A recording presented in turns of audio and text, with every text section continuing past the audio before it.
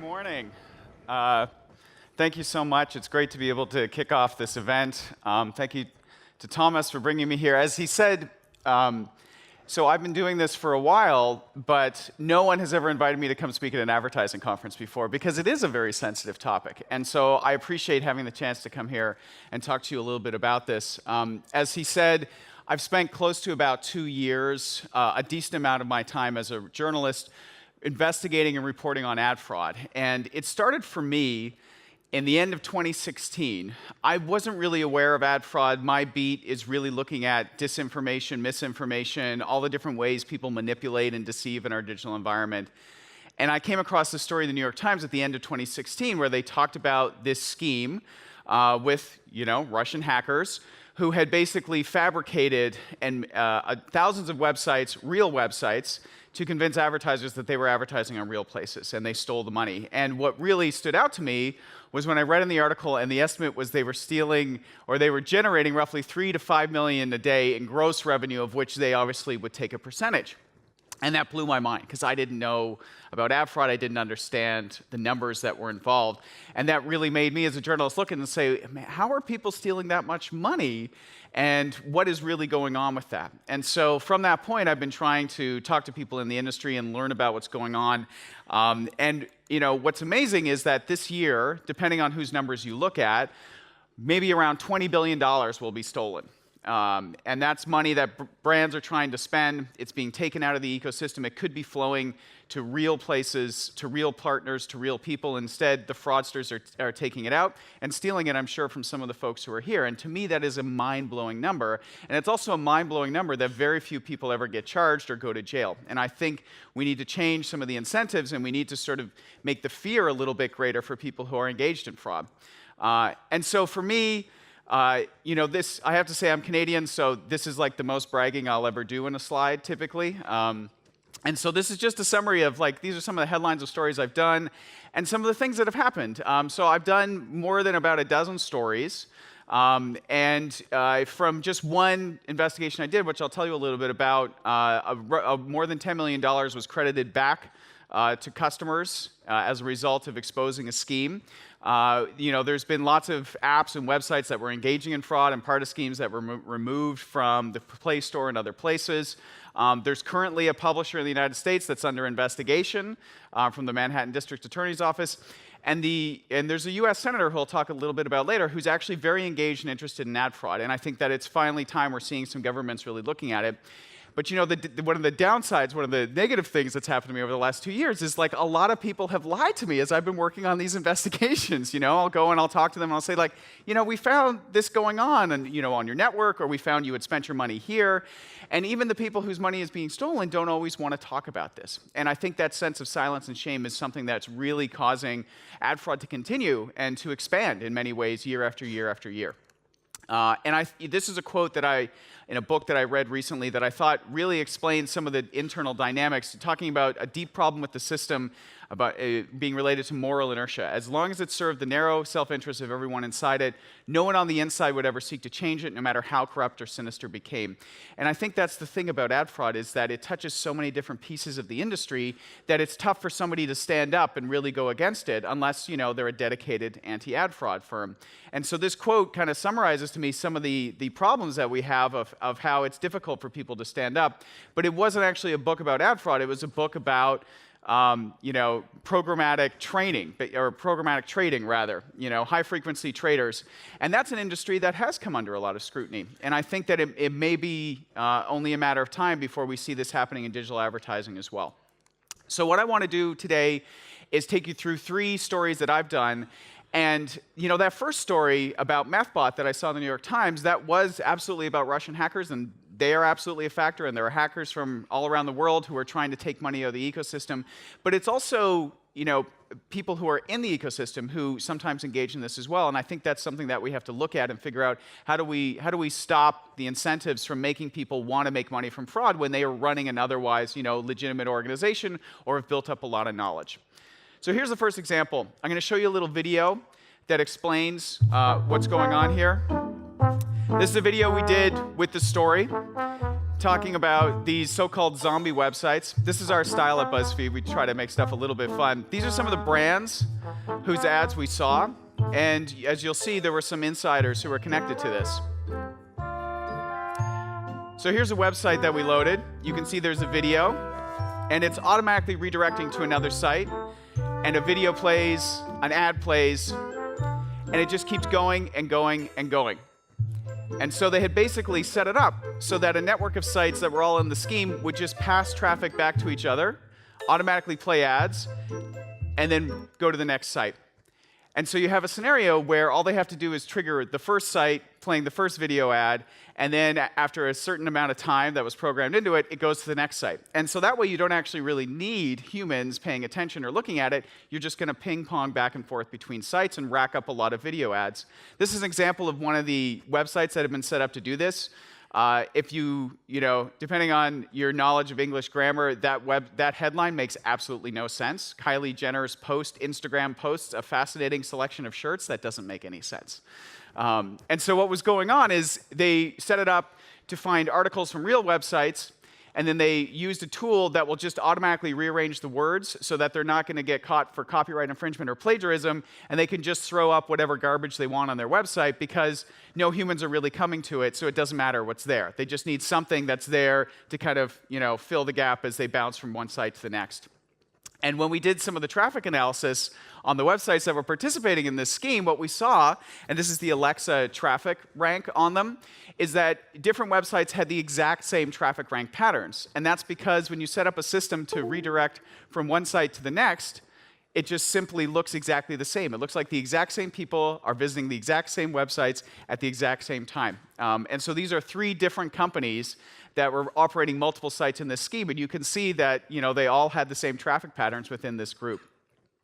And this is an example of where the insider piece comes in. So when we looked at it, we found that some of these sites were actually connected to shell companies, and when we looked at the corporate registrations and other information, we were able to link those back to a digital marketing agency in the United States and to someone who was a co-founder and CEO of that.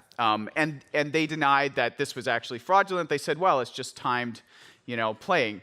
And that was their explanation. They argued it's not fraud at all. But you can see where folks who build up expertise in the industry can sometimes be tempted, to go to the dark side. And that's what we've seen a lot happening.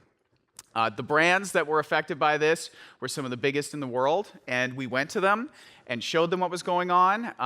But the strange thing is I've rarely had brands admit to me how much money has actually been stolen from them. They usually say, well, it was a small amount, or, oh, we caught it and it didn't happen, or no, this was not fraudulent. So even the brands at times are allowing this to sort of continue in the industry because they don't really want to stand up and say, hey, I was ripped off. That's an embarrassing thing. It doesn't look so good. And so we not only have some challenges in terms of the players in the ecosystem, but the brands themselves often don't want to stand up and say, yes, this scheme stole a lot of money from us, because it's embarrassing. It's not a great scenario to be in. And this was, the resulting story that I published, and this came out in the fall of 2017, so after I had spent some time learning about ad fraud. And the truth is that agency in the US is still in operation. And so not huge things change. People do get refunded and other things, but I think there's more that can happen.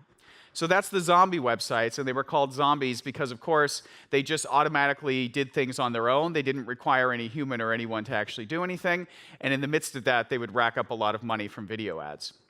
The second example here is probably the most sophisticated one that I've looked at and involved the most work. And it started with a company called We Purchase Apps. So you can see their LinkedIn listing there. And what they would do is they would go out and they would contact developers who'd made an Android app. That Android app had a good audience. They often liked gaming apps or utilities like this emoji switcher. And they would say, hey, we'd like to buy your app. And they would offer them above market value. They would pay them in cash. They would pay them up front. And so, for example, this independent developer here of Emoji Switcher, he was like, I didn't really know what they were going to do with the app, but the money was good, and so I felt that I should sell it. And so that's where the next stage of this kicks in. First, they acquire the app. So once they have that, then the next thing they do is they use one of the many shell companies they had set up to sort of shift the ownership into that and change the developer name in the Google Play Store. And then what they start to do is they watch the behavior of the real human audience that these apps had had. So I mentioned there were shell companies. This is an example of sort of what, the extent that the fraudsters went to. Atosi's is an example of one of the shell companies. They set up websites for them. They set up LinkedIn profiles for their fake employees. They had client testimonials on the sites. So you can see the employee photos were stock images that they just bought and used. That particular employee profile, they stole the photo from an Instagram influencer, an actor. And that client testimonial, they stole it from a designer, a woman in the United States. So I talked to her about how her photo had ended up there. The client testimonial there is on one side, and her actual Twitter photo, which they stole, is on the other. So they set these up because obviously if they're going to go and get advertising for these apps, and these shell companies need to look like they really exist in order to set up partnerships.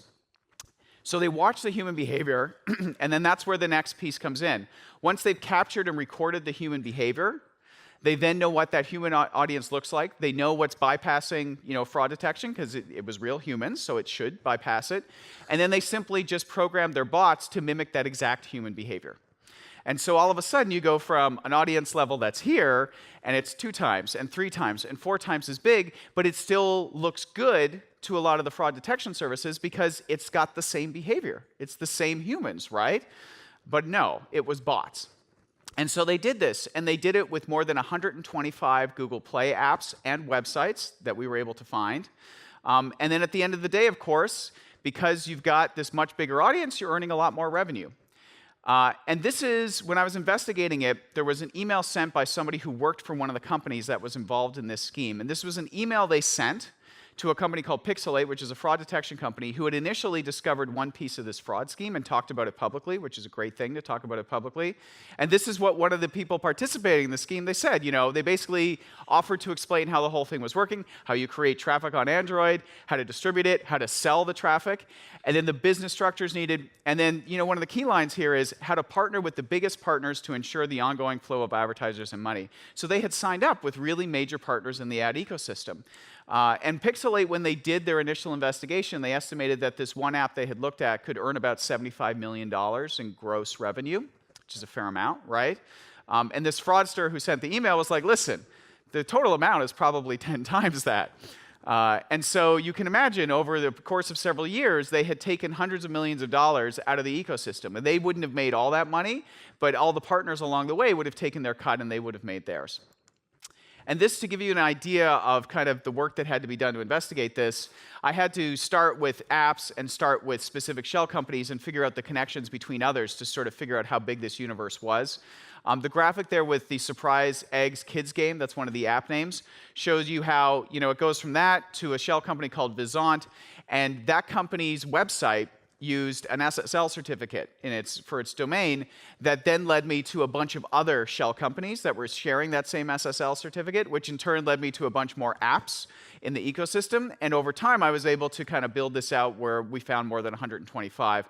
And similarly, the email address there was used to register a lot of the apps, the websites. And so we were able to combine information, SSL certificates, domain name registrations, and that kind of information to figure out just how big this scheme was.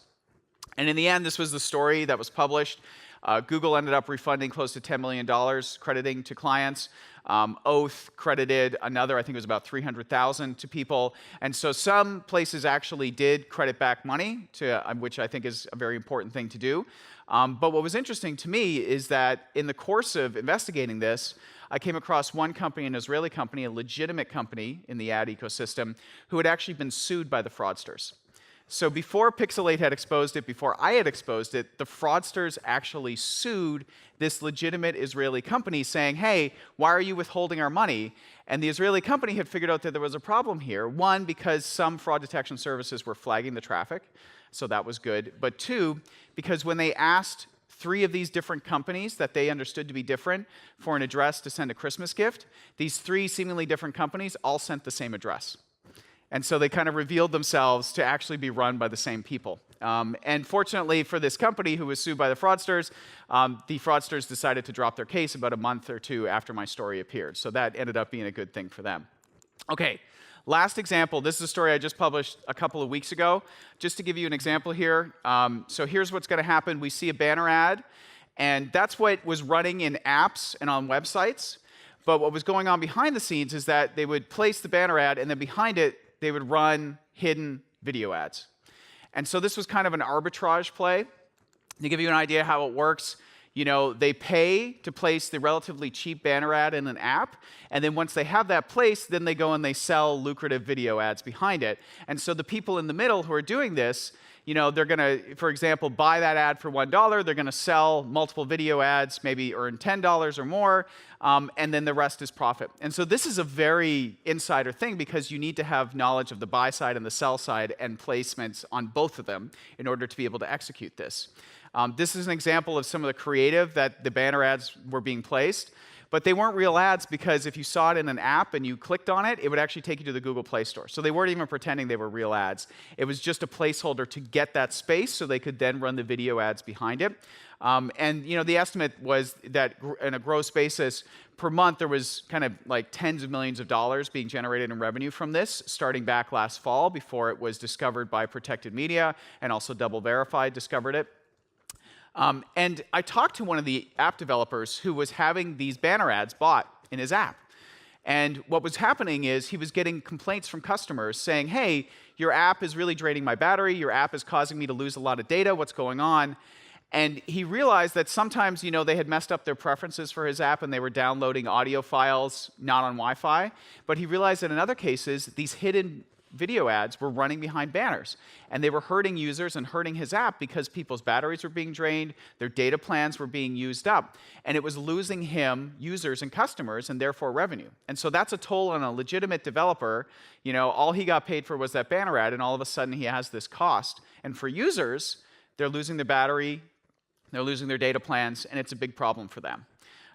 So the CEO of Protected Media, one of the fraud detection services that actually discovered this, one of the things that was remarkable to me is, they found a few kind of video player providers who were really providing the vast majority of these video ads.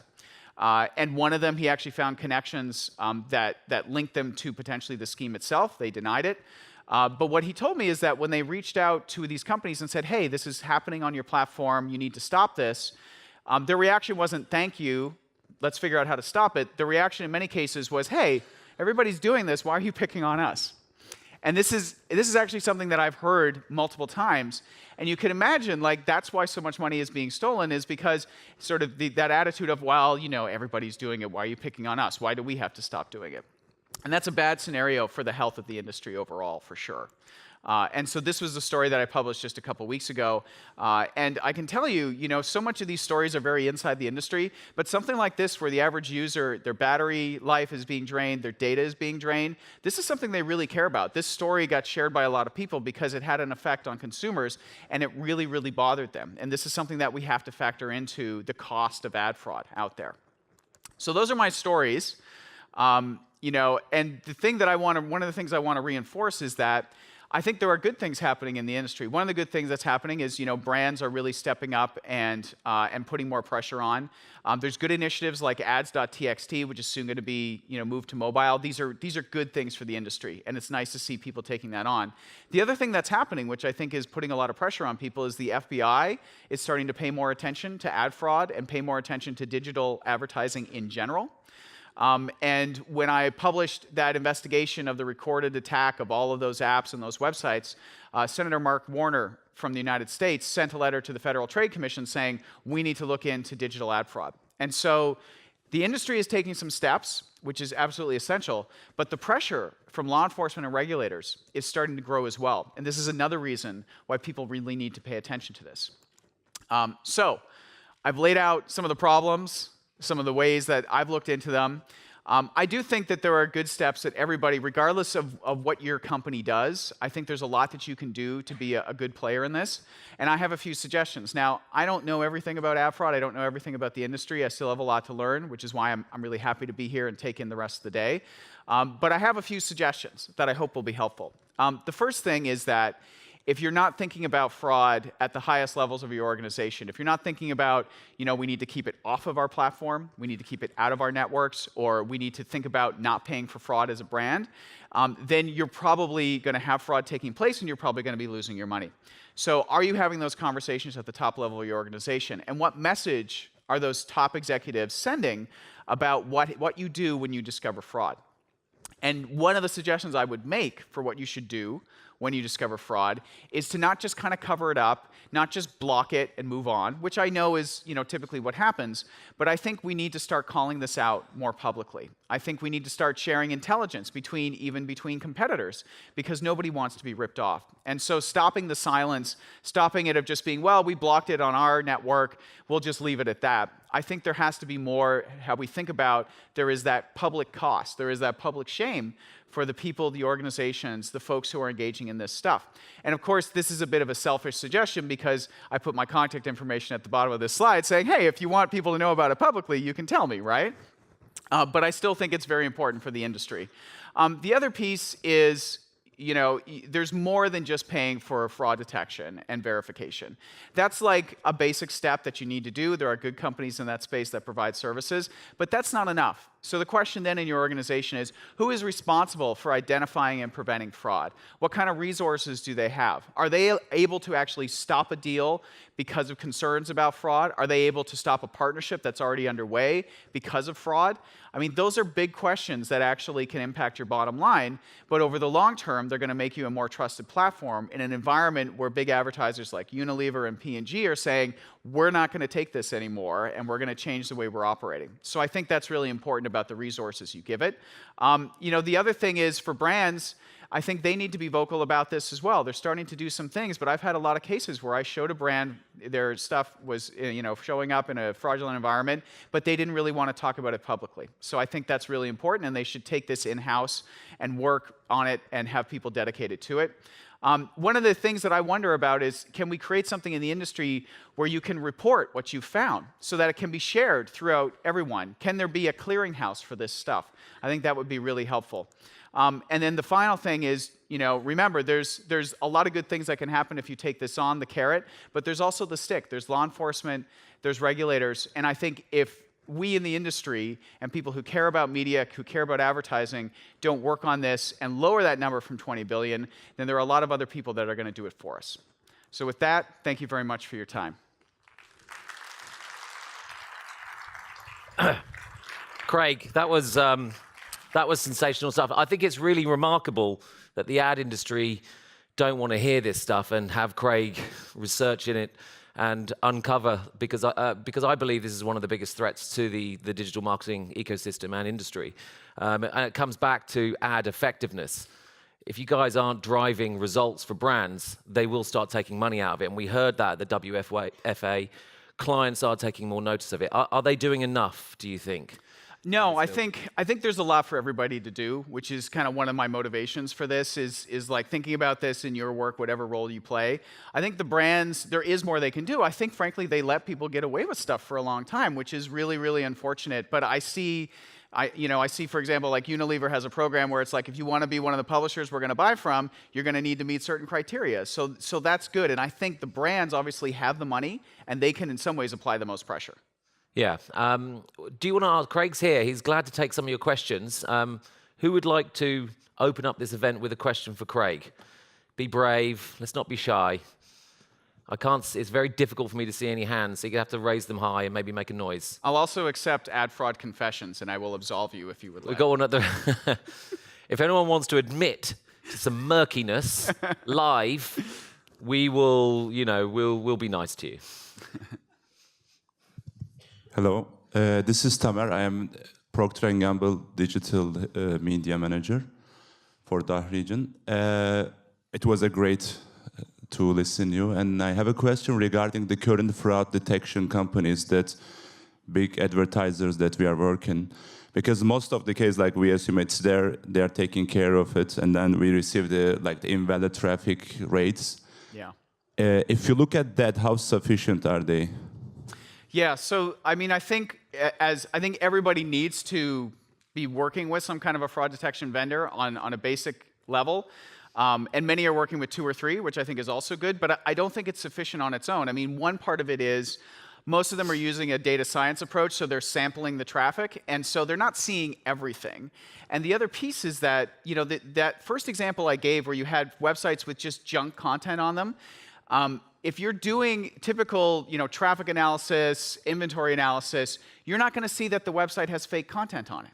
So you need to combine the data science approach with actual human effort and human analysis of it. And so that's the big thing. Like, I think a lot of those companies are good. They provide good services. Working with multiple of them is good to trying to get, you know, multiple data points.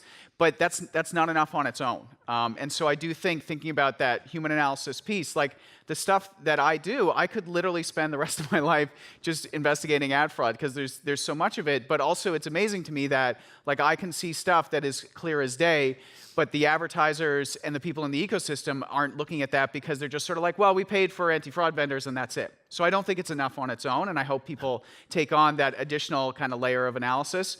And it doesn't have to be super technical. It's like, hey, we're buying from these websites, we're buying from these apps. I'm going to download the apps. I'm going to visit the websites. I'm going to look at their traffic patterns. Does this stuff make sense? One thing I'm interested in with clients is how they're not noticing this fraud is going on with their own effectiveness studies.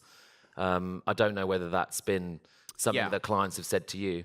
Well, so the people who are doing this stuff can create very sophisticated schemes around it. So like that example of all those apps and websites, and they were programming the bots to mimic the human audience. You know, depending on what you're paying for, if you're just paying for impressions and buying reach, you know, that's very easy to fake, right? But if you're actually trying to, you know, look at things like, you know, what did people click on when they came to our site? Did they seem like an engaged person? I mean, that can all be programmed as well. And so you really have to think about the metrics that you have, and you have to think about whether those can be fabricated. And there are, you know, I'll give you an example. I was talking to a marketer, an agency who worked with an Instagram influencer. They ran a test campaign with the Instagram influencer, and it was, you know, a brand thing in the stories. And so the idea was, you know, people would swipe up to load the website, and there was like a 98% swipe up rate. Of everyone who saw this ad in her Instagram story, like 98% of people swiped up, which obviously sent tons of traffic to the advertiser. But that's a problem. Like, that would look like a great performance, except it doesn't make any sense. 98% of people don't swipe up. And so that's the thing of, like, thinking of what your metrics are, thinking how they can be gamed, how they can be faked. And if they look too good and too consistent, I think that's also a signal. I'm thinking of a great job for you. Work in-house for one of these companies, figure out all the ad fraud problems, maybe an effectiveness study. Craig Silverman, job offer. Has anyone got one for him? Have we got any other questions from the crowd? Again, it's very difficult for me to see, so you have to raise your hand and be brave and maybe yell. No, I can carry on. So being Canadian, it's very difficult to upset lots of people, isn't it? Because we like to be nice. I'm also from Canada as well. So we've got a bit of a bromance thing going on, as you can tell. So who else have you pissed off? That's what I'm interested in. Is it everyone in the whole ecosystem? I mean, I guess people don't like getting emails and phone calls from me in general at this point. Sorry to hear that. Yeah. And I mean, most of the time the brands are happy to hear from me, because usually I'm showing them, hey, you know, your ads were showing up in this environment. But I think it also is very uncomfortable for them, because then they're like, oh God, we're going to be in this article and it looks like we wasted money, and then my CEO is going to give me heck, you know, and that's a bad scenario. But yeah, I mean, no, I hear from people in the industry that they're happy that this work is being done, but that's what they say to me. I don't know what goes on behind my back, right? So you said it in some of your earlier slides. You said there's like a general sentiment of where there's money to be made, there'll always be bad actors. Do you think that's good enough, really, for this industry, for the amount of money that we make and the money there is to be made, that's a sentiment that you hear too often? I mean, I think that's the biggest problem, is that we've gotten to a point now where people are just kind of accepting a really unacceptable level of fraud. And what I hear, what drives me the craziest, is people comparing it to loss or waste. You know, the old adage about, well, I know half of my spend is wasted, I just don't know which half. Like, and that was said in the, you know, TV and billboard and magazine era. And it's not the same as fraud. This is people stealing it. These are criminals stealing your money, right? And so that's not the same as you ran a campaign and it was waste. It wasn't a good, you know, you didn't make, you didn't choose good partners or that kind of thing. That's a different thing. That's on you. But accepting the level of fraud that's happening is wrong. I mean, the fraud, the amount of money stolen is so high now that digital advertising fraud is close to being second only to the international drug trade in terms of the amount of money being stolen.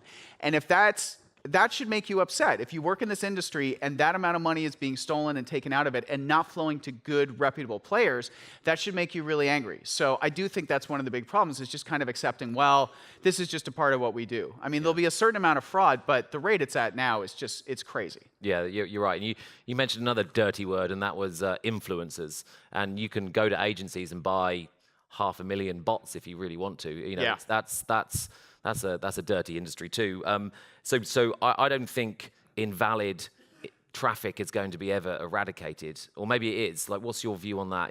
Is it possible? No, I don't think it's possible. I mean, we're already at a point where on any given day, there are some days where a majority of the traffic on the internet as a whole is not human, okay? And that doesn't mean all of it is fake malicious bots. There are a lot of automated traffic things that are happening, but we're already at a point on the internet where fake and manipulated and deception, these things have taken over to such an extent that, yeah, I don't think you ever fully get rid of invalid traffic or fraud or things like that. But then the question is, well, what's an acceptable amount in the industry? And I mean, the estimates vary. But from what I've seen in my experience over the last couple of years, is I think the fraud rate is probably 20 to 30%, and it could be higher than 30%. Certainly in some environments like mobile right now, because it's new and ads.txt hasn't moved to it, I think it probably is over 30%. OTT, I think it's probably over 30%. Other places, it's a bit lower, but that's too high. You know? Not on premium broadcast television. Has anyone got a final question, or we're going to hammer agencies? We've got a gentleman here who doesn't want me to hammer agencies. It's a shame. I had such a good question. Maybe he's going to hammer agencies. Yeah, I know. Yes. The question would be, isn't that only a problem in the open market, in the programmatic? And wouldn't be a simple solution to just work with companies you know? So having deals in the programmatic environment, or only buy from trusted brands to where people are you can talk to? Yeah, so I think there is risk when you go into the open markets, for sure. There's more risk, but it doesn't completely eliminate it. I mean, I think that as a rule, you should understand where your ads are appearing. And if you don't understand that, then you're probably being ripped off to a certain extent. But even when you do direct deals, then the question is, that publisher, that app developer, et cetera, what are their practices? And what have you done to validate their practices? Asking them basic questions like, where does your traffic come from? How much traffic do you purchase? Where do you purchase it from if you're purchasing it? So I gave you 3 examples that were people who had experience in the industry or were actively involved in the industry doing this. But there's another story I did where a bunch of pretty well-known digital publishers all bought complete garbage traffic. And they used it, and in one case, they sent it to sponsored content that a major bank had produced with them. And so even if you buy direct, even if it's seemingly a reputable brand, if you're not aware and if you're not pushing them on where does your audience come from, how are you validating your audience, how much of your audience is purchased, you can still get ripped off.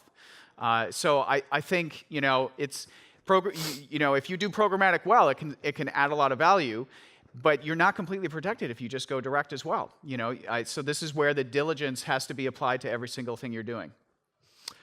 So I'm going to do one final question, but it's going to be sort of a bit of a yes/no thing because we are slightly over time. On that slide that you had earlier that exposes ad fraud right up to the agency, the zombie websites, do agencies who are sort of involved in the scheme, are they able to hide this sort of through the non-transparent media deals that they're doing? Yeah, I mean, I think, and this is one of the things that the FBI is looking at in the US in terms of not just the fraud piece of it, but the media buying piece, and if something is credited, does it go back to the client, or these kinds of things. And so, I think agencies, one, they're under a lot of pressure right now, aren't they? I mean, they have a lot more competition. You have brands taking stuff in-house. So I would hope for agencies that they're thinking about how do we distinguish ourselves through really, really standing out in terms of detecting fraud, in terms of getting big value. The agency, in the example I gave, one of the ways that they were able to do this is they actually had an SSP as well. And so they had their shell companies with those websites and partners that they were dealing with, making that inventory available through their SSP. And so I would certainly think about if you're working with people who are throughout the stack and could be using that to obscure what they're doing, that's something that you really want to look closely at. Well, that's marvelous stuff. I think we should all show Craig our huge appreciation. Give him a massive round of applause. Thank you. Thank you. And I believe we're back in here at 11 a.m. with the Experts Programmatic panel. Thank you very much, ladies and gentlemen. Thank you very much, Craig. Cheers, mate. Yeah.